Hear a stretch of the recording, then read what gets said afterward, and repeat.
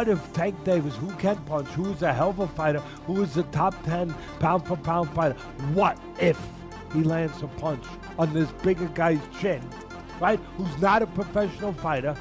What happens? But if they do it for real, Tank is highly capable of taking Jake Paul out. So the exhibitions that I like to see are ones that either I can mythically look at and say, wow, well, if he would have did that back when he was 10 years younger or 8 years or 12 years ago, he would have beat him. You understand me? Because we know boxing.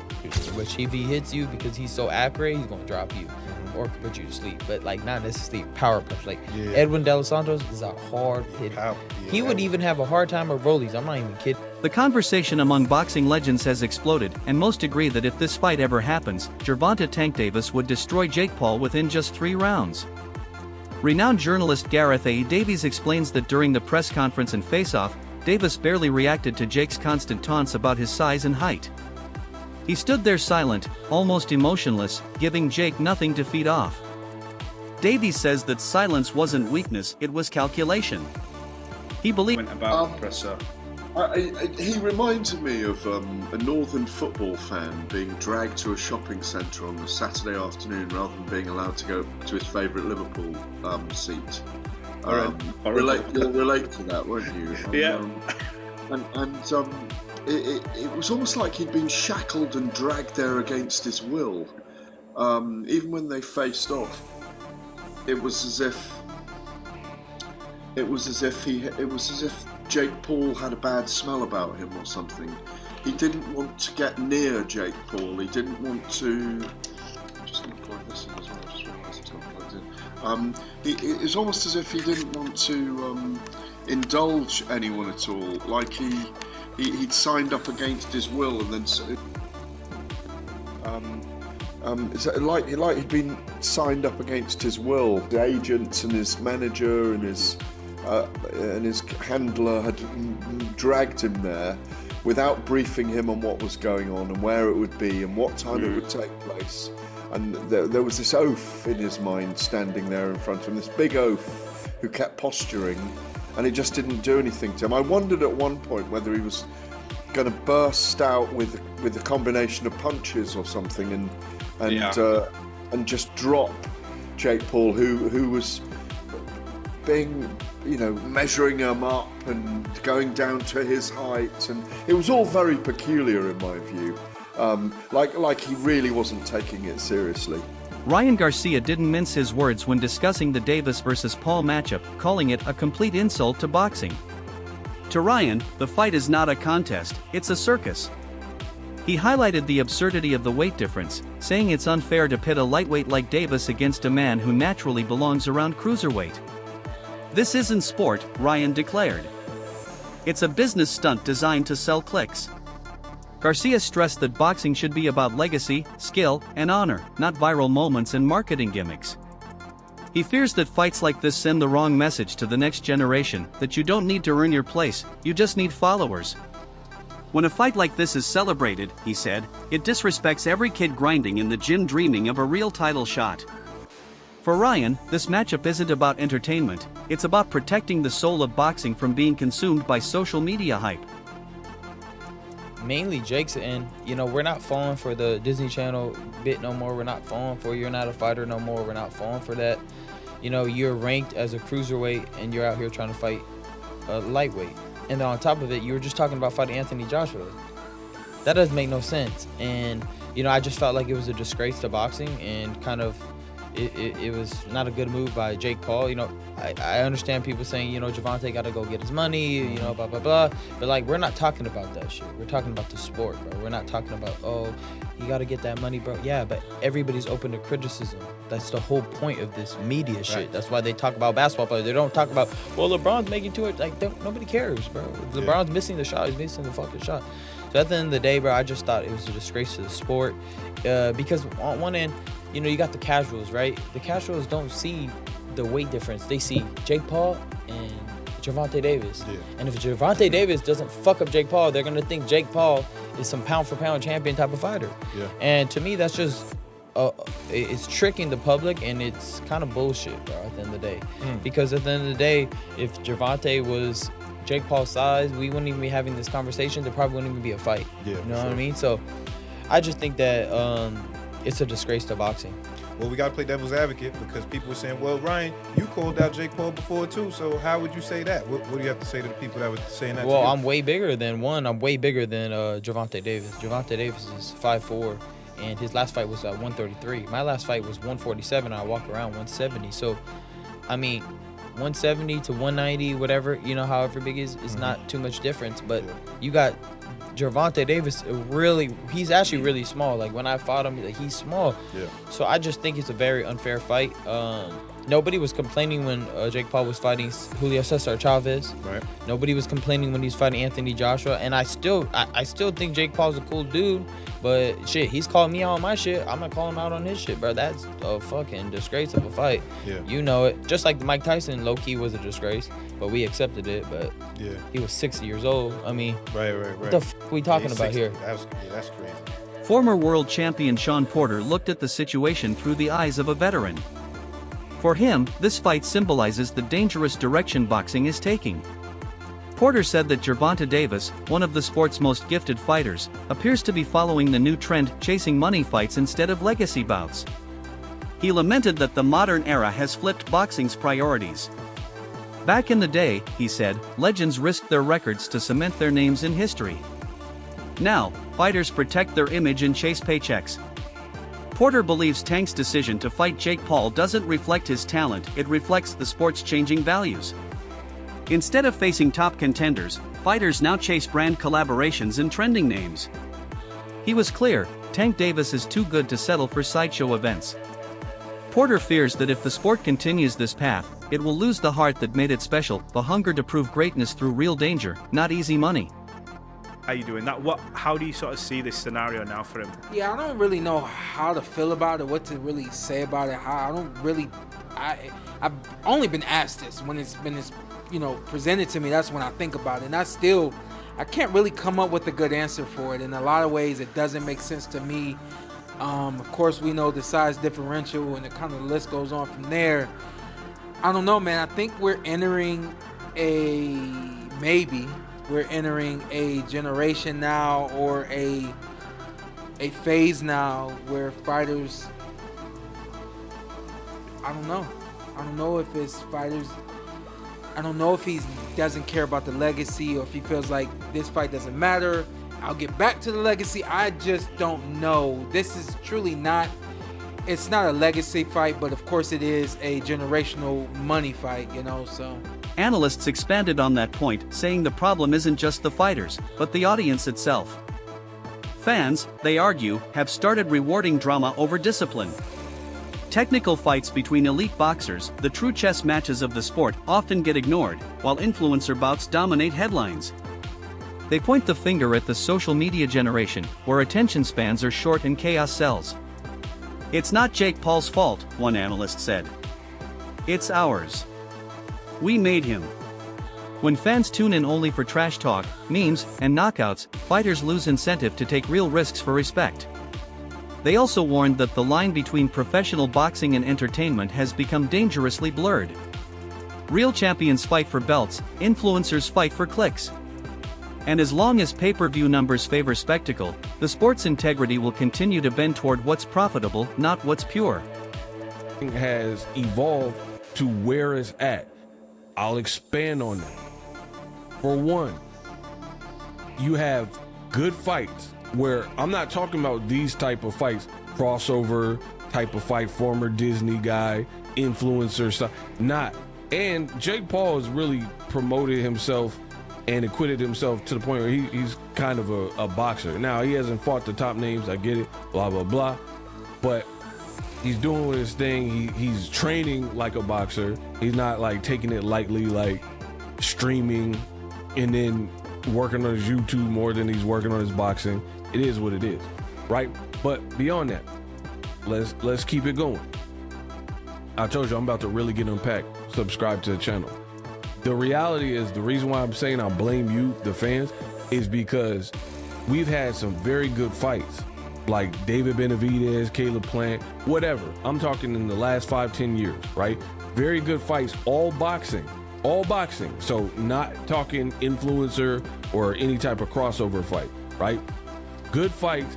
And then you got boxing fans in a niche sport who didn't further the exposure by advertising or buying the fight, mostly buying the fight with piracy and whatnot. So now we're at a point in this society where these companies, they're like, all right, they see the piracy is a problem. Now they're looking for sure shot, must win type of scenarios. That's why we're getting these fights that some people, purists and diehards, are calling wonky fights. You know what I mean? It is your fault. One of the most pressing concerns from professionals revolves around the massive size difference between Jake Paul and Gervonta Davis. Jake walks around at nearly cruiserweight, around 190 pounds, while Davis is a natural lightweight, fighting at 135. Analysts emphasize that even though Tank is far more skilled, physics can't be ignored. Reach, strength, and power make a real difference. They warn that such a matchup could border on dangerous if not carefully regulated. Jake can absorb shots from much heavier opponents, while Tank, despite his knockout reputation, would need to work twice as hard just to get inside range. Critics argue that this kind of fight would never be sanctioned under traditional standards. On paper, Jake holds every physical advantage, while Tank holds every technical one.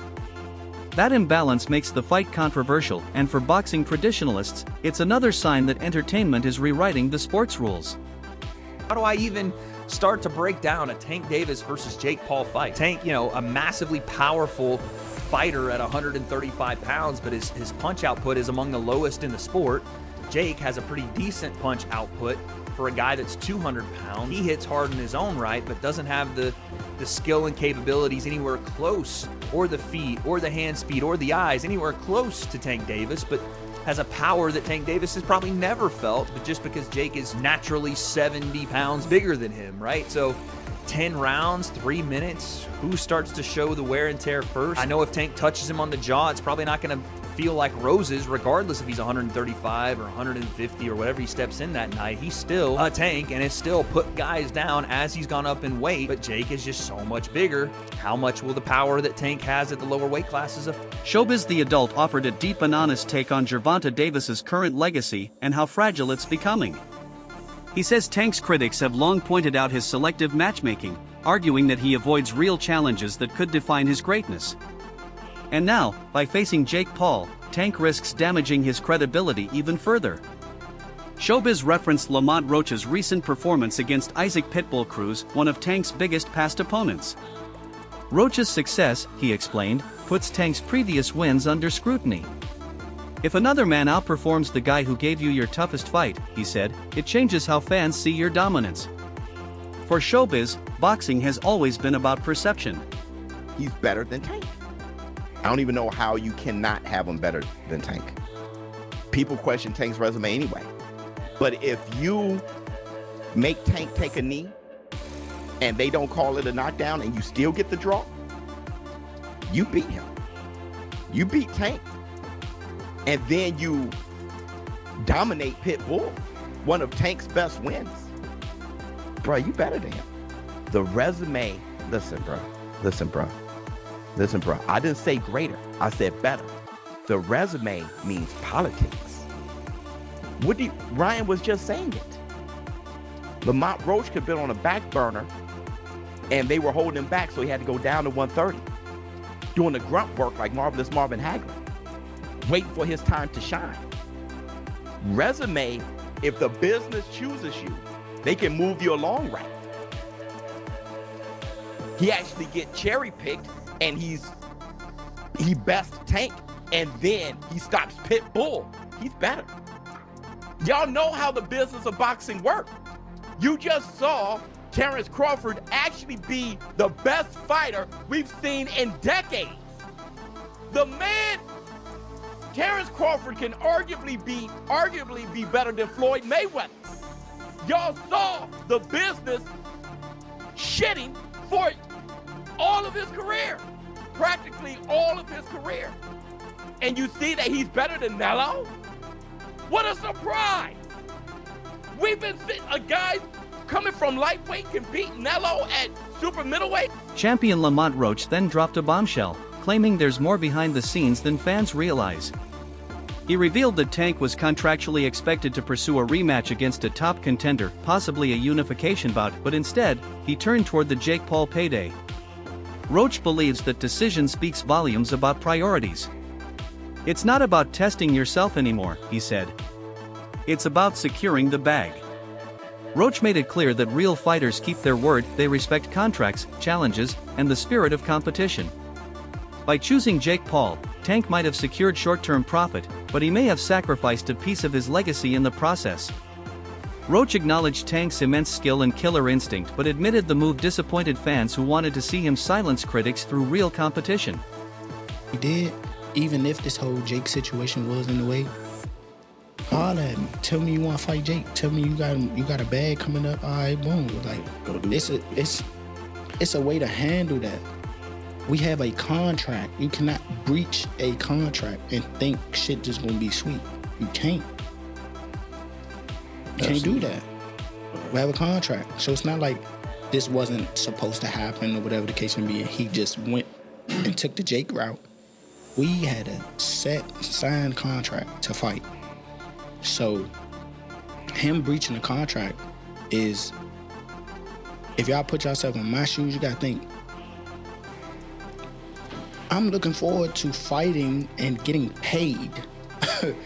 I'm looking forward to fighting and winning so I could be two-time world champ. Me.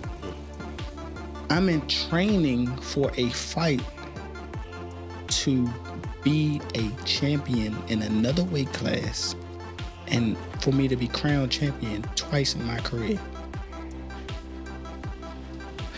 And this just go ghost and then end up announcing another fight. Put yourself in my shoes. Did you find out just like the rest of us did? Kinda. So I was on the fence because they didn't announce. They was like, all right, we're gonna announce. All right, we're gonna announce. All right, they're gonna announce. Every week. All right, we're gonna announce the fight. I'm like, all right, they on the bullshit.